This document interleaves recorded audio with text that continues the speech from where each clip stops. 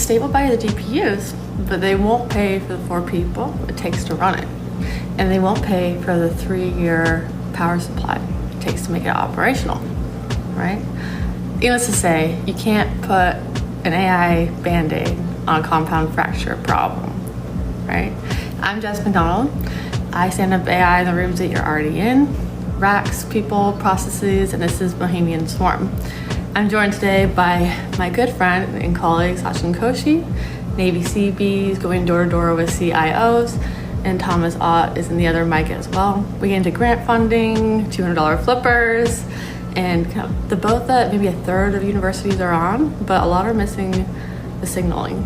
So get in the boat, come along, and come talk shop with us. Love y'all.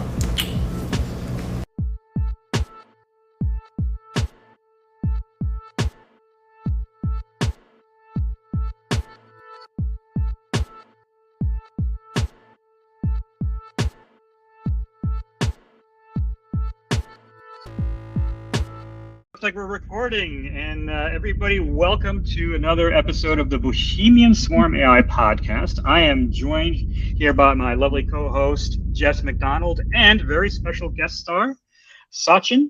Right? Did I say it correctly? You did. Close.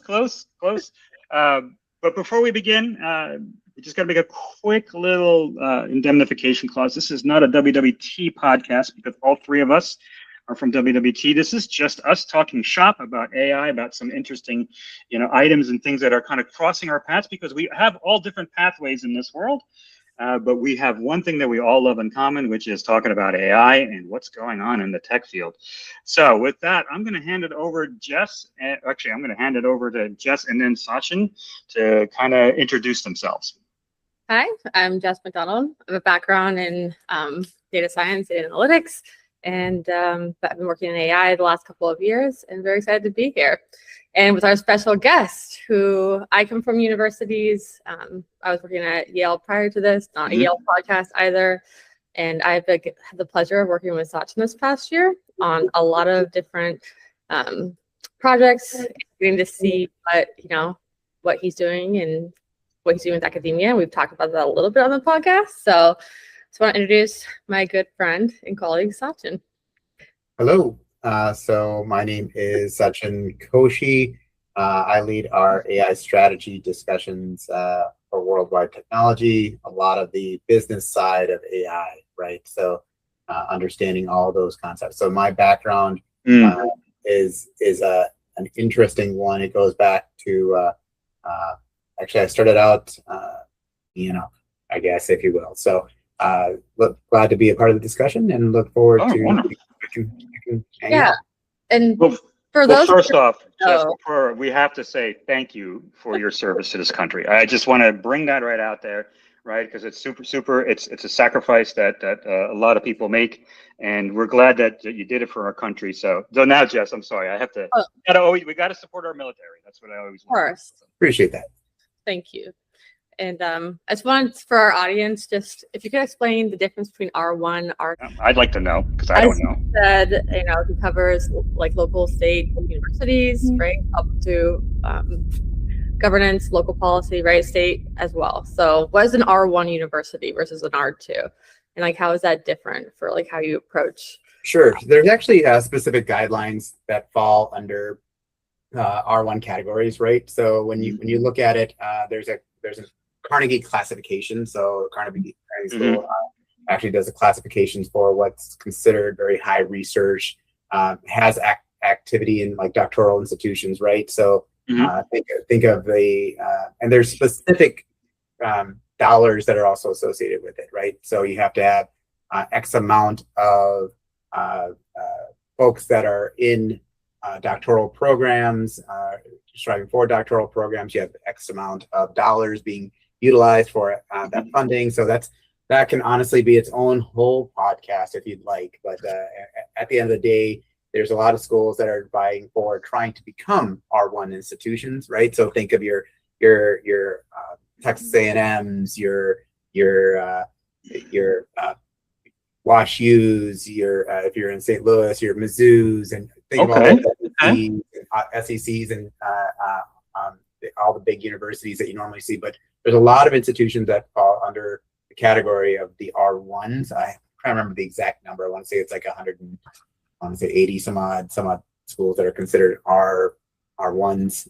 There could be that could have changed as of now, because people can go R2 to R1, right? The goal is, they want to move up, right? Funding to be able to go after certain research projects, to go after certain efforts.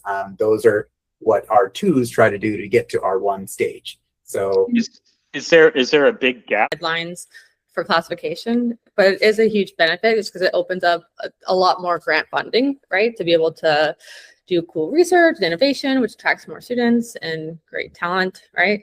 And so I think the reason this is kind of important is because you've been doing some work, this year, and R1 funding is becoming an increasingly important conversation when it comes to AI, right? And university to support data centers and doing these types of innovations, at academic institutions. So I just kind of wanted to open you up, like working through the system, and you're seeing the system change, right? There's still the typical kind of grant funding, there's new sources, there's like a lot of capital flowing through this as well. How is that? Like, how are you experiencing that? How are you helping guide universities through that? And that's a good question. Would be, So I taught myself data science and machine learning way back, like 14 years ago, back before there was any real courses on it, right? And if you remember, just until a few short years ago, there was like, the best job to get is to get into data science and join, and all the colleges were starting to, I don't know what levels they are, R1 through probably R3 or R26, I have no idea, right? They're all like saying, we got a course. But the reality is that, I taught myself from just going on Stack Overflow, if we remember that, right? Learning how to cobble together Python. And then just kind of, even just listening to going to conventions, if you were lucky enough to go to the early forms of GTC or some sort of AI thing, you got to talk with developers and you learned about it, right? So I mean, maybe the thing is right, I'm guessing there's a lot of funding. So you said you were an R2 and then you were helping and assisting. So there's a lot of money that goes around to it. But then we're hearing on the street, you don't need to go to college. So is that kind of like at odds? Like, are we really just going? Because how do you get students to start thinking about, well, if I don't need to spend all this money, right? Because school hasn't gotten any cheaper. I mean, I have one that's turning into a senior in college at the University of Minnesota right now, where I'm based out of, and then I have one that's going to be a senior in high school. And with that in mind, I mean, how do you start thinking about where do they want to go with their education once they complete these things, right? Do you spend your time going through the perils of your freshman and sophomore year, not knowing what you want to do, but still spending 30, 40 grand a year? Right. A year, right? So if you're getting out of school under six figures, which is already even in school tuition, that's a crazy thought nowadays. And so do you want to fall into this level of being in debt right away, or could you go to work and get busy, right? So there's a big difference in applies to me. And it's probably maturity, right? It's also probably maturity as well too, right? And I mean, don't mean to go off on a tangent here, Jess, right? But we've been bouncing back and forth and talking about things like, even now today with AI, right? Is AI making data science almost obsolete, or making those courses obsolete, right? Because now, I understand how XGBoost works and how all those different things, but I just go on to say Claude Cowork and say, write me an end-to-end machine learning pipeline with these specific, requirements, right? And tune it and optimize it so that I, don't have a specific variance, right, issue. And it does it automatically, and I don't need to code it anymore. So my son came to me and says, Dad, should I go and learn data science as a minor instead? And I was like, maybe not. I don't know the answer. Do you think? Yeah. And Jess, you and I have talked about this in the past. And when we brought it up, and a good friend of ours, Pat Bowden, good old Pat, from our Cisco discussions, and being a savant in that world, right? A very that he got forward.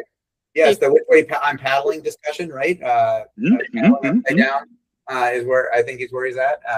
So the big thing around cognitive atrophy, and I think it's a real thing, because how do you go from someone who wants to be a junior developer to become a senior developer discussion, right?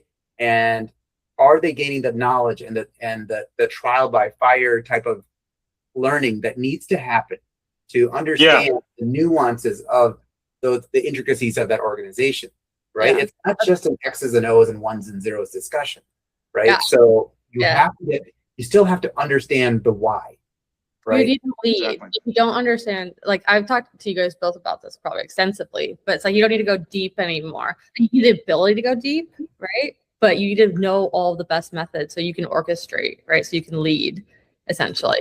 You do. Right. But like the way that I'm seeing this is like the way that we're learning and can learn, like our role in society is also shifting. So it's like the entire environment, like the landscape is changing. So like the role for universities and schooling and stuff, I think will also be different. But I also think, just like you're saying, the only way to like shift into that level of detail is apprentice modelship, right? I think we're going to be switching to different types of modes of work eventually, because AI will automate so much of most of what's behind. I agree with that, and I think the secondary piece of that is how that applies to the folks, right? And they say, what's your budget for this? Right? Right? Or what's your use case right away, right? That's the wrong question. That is absolutely the wrong question. There is no such thing as the budget, and I'm going to explain it to you, right? Okay. The money that buys a cluster and the money that keeps it alive are very different things. Right. So, and it comes from different people that run those different things, and they're different clocks and they're different timings. A state appropriation, right? So I'm going to give you the context in the way that I work in state governments and universities. A state appropriation or a capital gift buys GPUs, right? So it does not buy the 4 people who run them, right? And it does not buy the power bill in year number 3, right? So we see enough institutions, we're talking about this as we go, right? And we watch enough institutions win the capital fight first and beautifully, and they have this big giant thing. And 18 months later, nobody ever wrote down who owns the operating line, right? Nobody ever asked the question, who's signing for year 3, right? Not year 1. Year 1 is easy. Oh, you got the money for year 1. Yep. Oh yeah. Well, year 1 is ribbon cutting. Year 1 is taking all the pictures and and like me, taking all the selfies to make sure it's all nice and pretty, right? And then, where do you think they should be doing this? Yeah, so like the role of universities is going to shift, right? Like we're like regularly and working with all of you guys. Like I know you guys too. Like you're building agents, you're working on them with teams, right? You could go build the best expert in whatever you want, and you can have it teach you by making you YouTube scripts, by like making you videos, right? Podcasts. I even make podcasts, right? For stuff. So it's like, where do you see this like shifting? And like, how do you think like universities can like lead in this time? Because I think one thing universities have, right, as we're trying to build these data centers, we've got all these power problems, is like they've got all the smarties in there, some of the best in all these things. But we're not seeing the transition, right, of that expertise. It seems to still be locked up in there. It's not in this like we're also facing some really tough headwinds, right? We see in the general zeitgeist of our culture that, right, one, you don't need to go to college, right? And there's a big push into the trades, and I love the trades. I used to work in a machine shop. I used to build a lot of stuff with my hands, and those are very honest and honorable, jobs.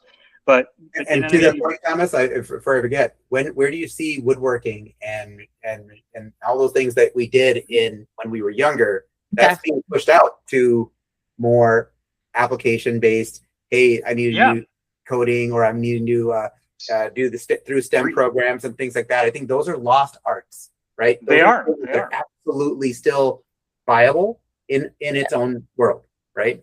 Yeah, but I'd say arguably that like for universities, right, it's like the way that people have been traditionally educated through this past industrial revolution, right, has been one way. And I think that AI has changed that board, and we just haven't changed our playbooks. Right. That's what I was trying to say. There's never going to be this time, right, where we don't need universities. We don't need like the best places to learn and educate and help develop, right?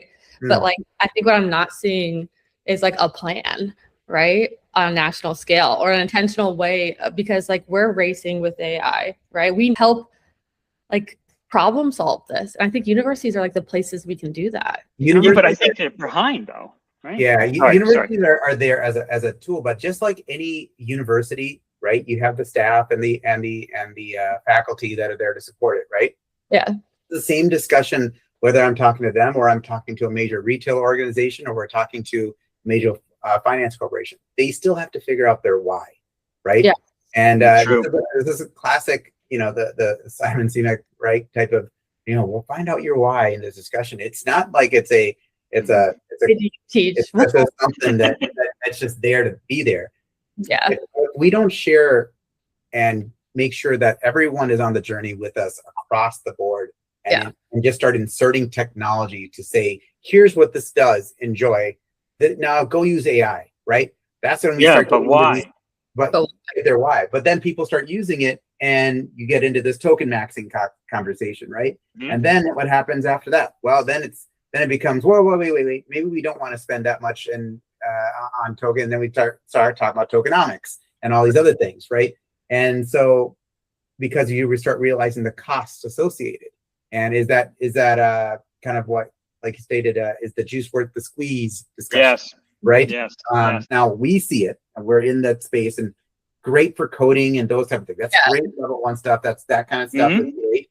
But when we're talking about the everybody else, help me figure out how to get more time back. And that's one thing that if we can figure out and quantify things better with time is the one thing that's a very good universal quantifiable thing, right? If you can help me, and if I said, Thomas, if I could figure out a way, and let's say I had younger kids, right? And if I had to figure out a better way to be able to get to my kids a little bit earlier so I could go and watch their baseball game or dance recital or things like that, that's valuable to me, right? And if you can say that AI can help me do that by saving some of the time that I do my things during my day to help support that, now you're getting better uniform buy-in of those end users to see what the word value means, right? Well, it's a classic. Time is a non-renewable resource, right? I mean, I sent Tom Ott, doing the things that I need to do, whether it's in Salesforce and whatever, all these different things automated, because now it allows me to go ahead and focus on, making more opportunities or meeting more clients or all these different things, right? But that's from the business context. And I think we forget about that. I think we forget about the personal context. And part of the personal context. Thomas, that's my point. Why? Yeah. Right? Why, right? Which is, what was Sachin said. It's why. Your son is asking, right? Should I even, like data science, that data is the next frontier, right? That we have to crack, right? We crack coding this year. I'm guessing we'll master data next year. But then like once we do that, we unlock the ability to essentially have agentic AI, which self-learns. And then at the point, anything behind a screen, is something that can be automated. And so the question is, with so much change, why take the risk of going to college right now? Why, right? Because if you are keeping track of the trends and even what like all of these, big names in tech and stuff are saying on these podcasts and stuff, it's like, why? What's the why? If not to be the solution to see whether or not we can control it or that is where positively, shouldn't that be the role? Brick and mortar establishment of how things have always been done needs to adapt to the model of the students that it's trying to serve, right? Good point. Right. So different. This is not when we talk about, and you even hinted at it, Thomas, the conversation around automation. Automation is great, and I this is one of my quotes that I said I've stated because I didn't hear anyone else say it before I did. I've seen a lot of people say it afterwards. I said this when I covered automation as a space. And I come from the RPA and process automation, machine learning, predictive analytics, and all that kind of fun stuff. Fan. I'm a Six Sigma guy and all that kind of good things, right? So at the end of the day, when I look at it, automation is great if the process isn't broken. And AI is the exact same discussion. You cannot put an AI Band-Aid over a compound fracture process. Of a process. Right? You're just gonna all it does is break faster. I gotta ask you because I know somebody's gonna get in the comments and be like, "What's the deal with all the shoes in the background?" Yeah, I've got a problem. It's always it's one of those things, yeah. And I've got quite a few in this space. There's also a whole wall back there, and all that good stuff. They're awesome. They're awesome. Yeah. And if you're a sneakerhead and you can see them, you know. So I won't go into what shoes do what and all that kind of stuff. They all have been on my feet, and I've worn them all. So I use that as part of the preface. But I grew up in a world where I didn't have a lot of shoes, and I'm a first generation immigrant from India. Came here when I was very little. My parents came here. My dad worked very hard to try to make things a lot better for our family, and so I take a very different approach when I look at kind of the world we live in today, because I understand what it is to not have it, right? And I understand what it is to also be in worlds where that wasn't just what the first, everyone has access to this and everyone has access to these things. So my perspective is led by my experiences, right? And everyone should.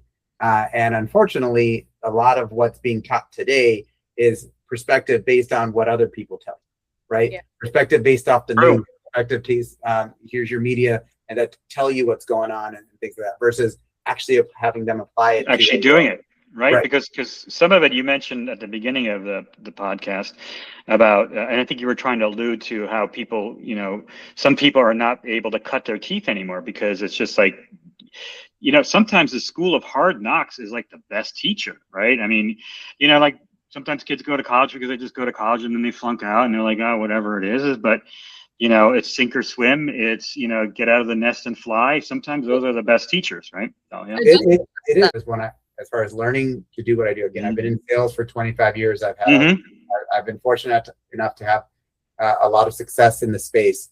Was when I was selling windows and siding door to door, right? It's the same discussion.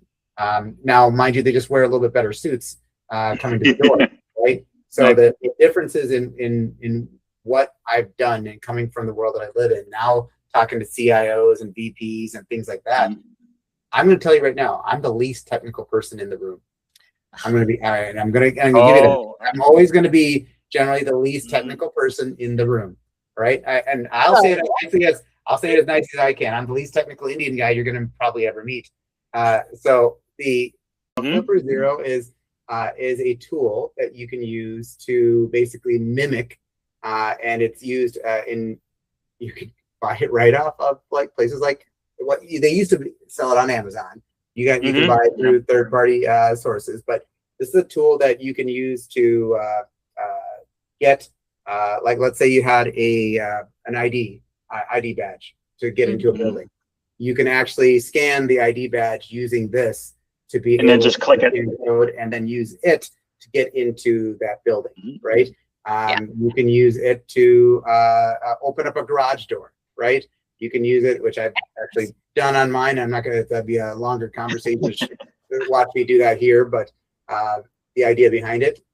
And so you have things like that can do these things. And it's an interesting thing that something like this can really bring that type of discussion into place, because I think it was like $200 maybe, right? What do you more? You use your experience, right? And like working with universities, working across like the sector, you are incredibly good with people. Sachin is so good at reading a room, and he can like immediately kind of like connect with people.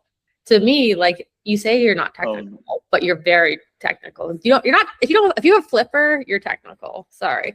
I can give Flipper to my 15-year-old who's not technical. You would know how to use it, right? But I can Google how to use it. That's It's a wonderful. I was first exposed to it a couple of years ago when my daughter started going to college, and we were on campus for like admitted students day, or I don't remember what it was. And then there was the cybersecurity. You hack into a system kind of game, and there were these kids sitting. I call them kids, but they're college students. They were sitting outside, and one of them was like part of the Flipper Society or that they had. And I was like, Flipper, what's that? And then she pulled it out and showed it to me, and I was like, man, so I have a soft spot for cyber defense type of things, right? Like, it's when you're a young person and you're into computers, hacking, and you saw war games, and all these other different things going on, right? So something like that kind of brought me back into that age, and it was being taught, or it was just a group, and there's young college students were just building all kinds of stuff. Now, I'm not saying they're doing anything nefarious, but imagine what it was like, for me, if I had something like that 30 years ago, right? How far ahead we would have been in cybersecurity by now, right? So I mean, it's cool, and the whole idea behind it is it's a powerful storytelling, right? Not only you're just saying words, you're showing this little thing can open garage doors, can scan your badge, can do a lot of bad things and good things, right? Yeah, and I think and to your point, Jess, I mean, I around saying I'm not technical and things like that, there's a lot of questions that need to be asked. And if you're coming in there as an expert in all these things, well, at what point do we stop advising and we are only telling? Yeah. Right. So an advisor needs to have that, needs to be the person where right now for them, the most expensive thing that they're going to have in their job is their ego. Right. It is the single most expensive thing an advisor can carry into a discovery meeting. It is disguised as expertise most of the time, right? Now, is it entire like humility from my end? No, I do hold certifications from NVIDIA and Cisco and Dell and Microsoft and all those things, and I have a strong background, and I am finishing my PhD as well. But at the end of the day, it is imperative that we don't underestimate how the time to use the little things like 2 ears, 1 mouth in this discussion. Good point. When it comes to the sales for salespeople, right? And again, my role within what I do is all about enabling my teams and to help to be an advocate for my teams, but also for our customers.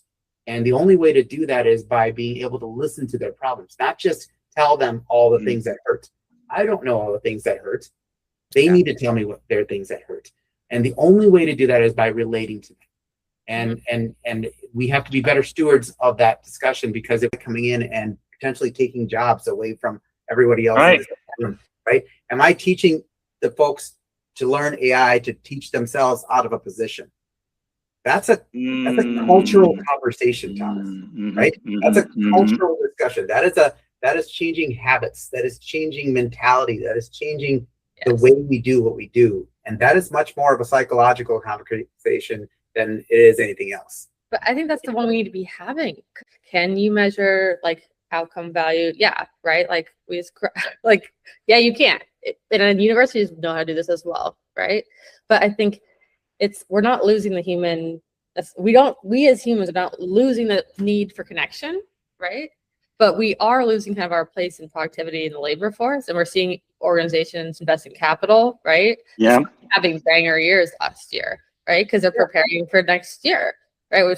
So it's like, what do you think like our role is, and how we should be working more like collectively, because it is just shifting culture. It's why it is shifting culture, and it is a change, right? It is part of this is change, and so. Goals change. Eventually, we had to learn to, you know what? I have to learn how to change a wheel on a tire before. Now that it used to be, I had to change how to change a shoe on a horse. Exactly. Right? Yeah. And these are the things. The roles that AI is taking right now are roles that need to adapt and be something more in the future. Then, right? Yeah. So as things change in the progression of baseline coding or baseline developing, okay, well then maybe we need to make a role that does this, and this, and adapt it to this, and then that becomes the new role, and that becomes the new function and education. Now that is also our institutions to help create that and be the advocates for that, because that's where all the knowledge base is going from, right? Before they go out to the big mega financial organizations and huge retail organizations and all those things, they're coming from those universities a lot of times, right? Yeah.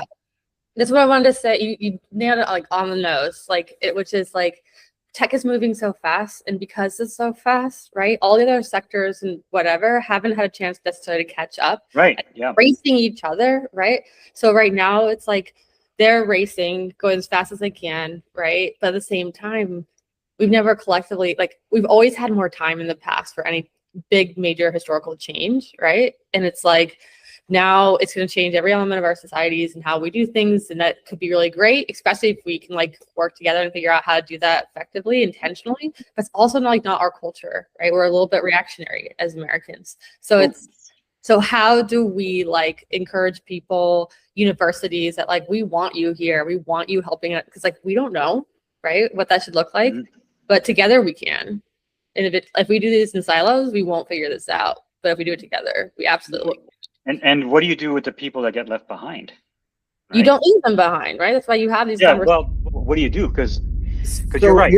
This is an old sales conversation as well, and the reason I'm going to bring this up in this context, you can't change everyone's mind, right? Yep. You have to first come to that understanding that not everyone is going to jump on that boat with you. Some people are just absolutely fine waiting on the edge of the water, edge of the water as the volcano's already erupted, right? And so what do you do? Get in the boat with me. I'm afraid of the water.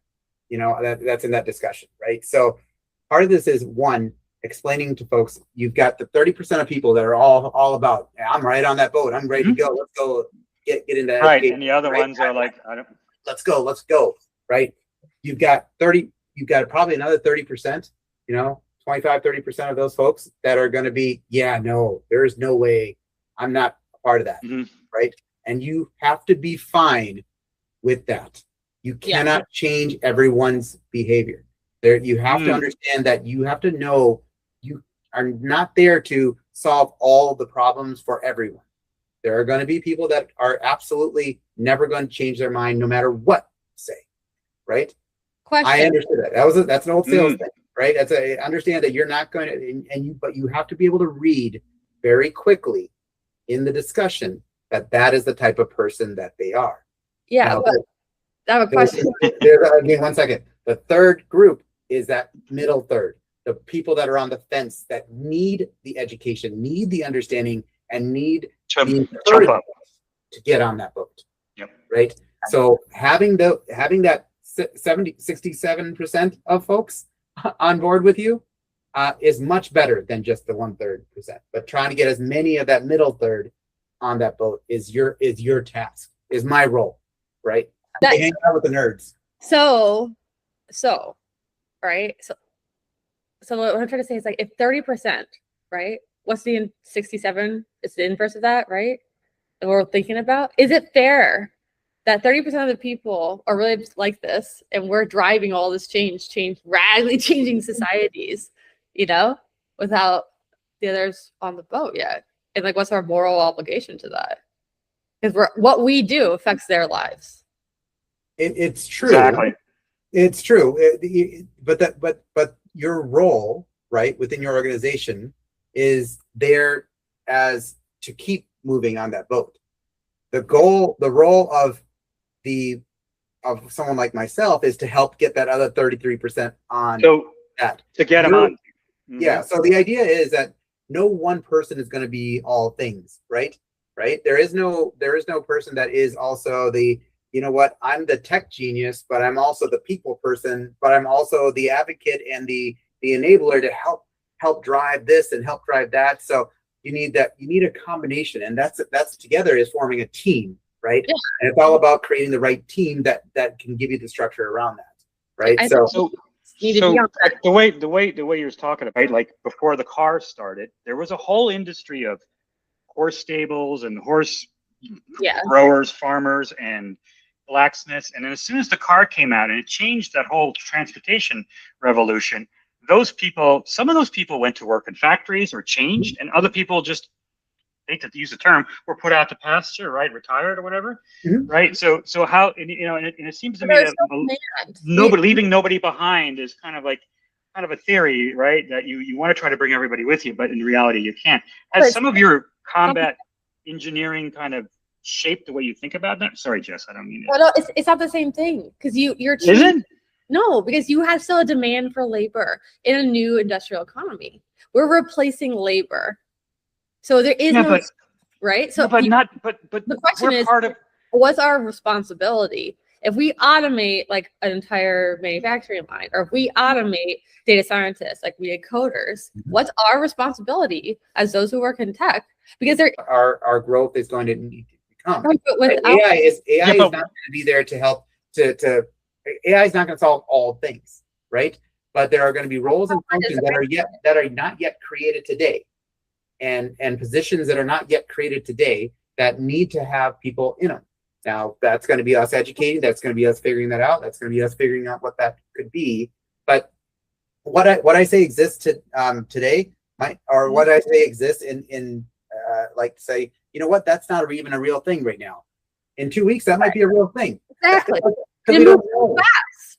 Yeah, but we help, like, because it's not like it's moving at a pace, and there we haven't identified that because not the entire community nationally has caught up or globally. So it's like, how can we be moving so quickly when we don't have a system to move them onto yet? We haven't identified that, right? well, Right. It's really less of a metaphor than it sounds, right? In the Seabees, what I did was we didn't build to the plan. We built to the ground, right? you built to the ground. Okay. Yep. Right. So somebody drew up that plan somewhere else, right? And the ground, it doesn't care, right? If you think about it, accreditation, right? Roles like accreditation taught me the identical lesson from a different uniform, right? So you don't evaluate a course catalog, you evaluate what actually happens in the building on a Tuesday afternoon. The catalog is a plan. Tuesday is the ground, if you think about it, right? And so if you think about it in that context, right, everything has a function. So if you think about it, when you check first, right, in order, the most tech consultants get to the number 4 and stop, right? Yeah. And then like power and cooling before anything else, literally the ground, right? So the data centers. Yeah, we've sat in institutions, right, that have had the money to approve big clusters and physically could not power the building that they wanted it in. Right. So we had that discussion with major projects that I've worked on. Right. It isn't a footnote that you discover that this is a problem in the 6th month. Right. It has to be part of the first question.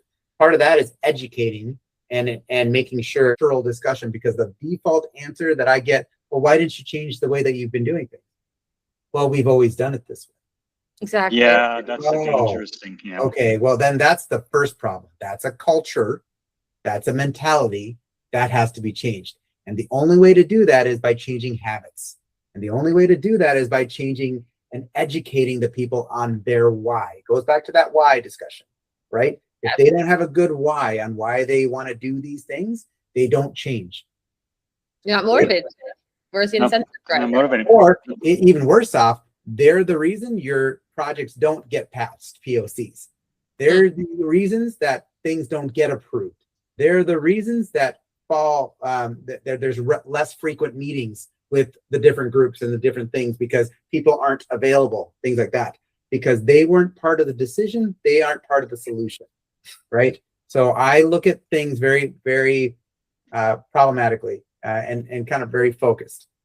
The goal, what I try to do is make sure everyone's in the room that is there to help make a decision. And I need everyone in the room to help agree on what next steps are. And I came from door-to-door sales. Yeah. If I try to sell windows to their husband, I can tell you right now, 100% of the time, I'm going to see a 3-day right to rescind discussion. You know, or at that point is a letter that was mailed to me and saying we changed our mind. Yeah. Why? Because the decision makers were not a part of the process. Only one, what we called one-legging a deal, right? We called one-legging a deal. You cannot go into the opportunity and talking to a discussion and talking about what you do and how you do, and you're going to make change and all these things. And they love what you did, but you only sold half the room. Yeah. At some point, we can always consider that. Sure. Definitely. But normally before we close, we always like to, go around the horn and kind of leave with one liner or something that we can use as a soundbite, something to remember, some key message that you want the listeners and the viewers here to take with you. So since you're our guest, I'm gonna just offer to you, what's the one thing that you want people to remember or the takeaway from our time and discussion today? I'm a big proponent of things like AI and stuff, and the technologies and what we do. But I'm a bigger proponent on people. Yeah. And if you get to be better at building people around you versus just building prompts and building Agents. and all these other fun things, get better at the people conversation. Get better at not just inserting technology into a discussion that really is a people problem. And so understand that if you can figure out the better way to become a better person, and that's maybe just listening a little bit more, putting yourself on mute just a little bit more, putting yourself in the ability to say, you know what, you're absolutely right, and leave the ego at the door discussion. Knowing full well, again, everything I've done and what I try to do, I try to be a little bit better version of myself each day. And if the least you can do is and say, hey, you know what's something I haven't learned today, and let me pick up something else that I haven't picked up yesterday. And so everything that can give you a little bit more context into making you a better version of yourself, you're going to be successful. You're going to be able to do what you want to do and how you want to do it. So I would say that might be a good one in that discussion. Like, you really captured it. It's just like, show up for people, invest in each other, like Sachin invested in me, gave me access to full SharePoint. It's been like teaching me everything all year. It's like, invest in each other. That's how you build a personal connection and, get the buy-in, have everyone there. I love it. Thank you so much for being here. I really appreciate it. Yeah, Sachin, thank you so much for I'll leave with my one-liner. AI is radically changing the way we do work and the workforce, right? So, I'm always concerned about a structural change in how we do, but listening to you speak and talking about, maybe creating different forums, merging people together or doing different things or kind of creating new jobs kind of gives me a little bit more hope that, it's not necessarily like all doom and gloom. And for me, I'm not a doom and gloom. I have an engineering background. I'm always about solving problems, and I know what we can do it if we all put together. And I think this discussion has really kind of make me feel better about a lot of this, what's being talked about. And I think we can do it.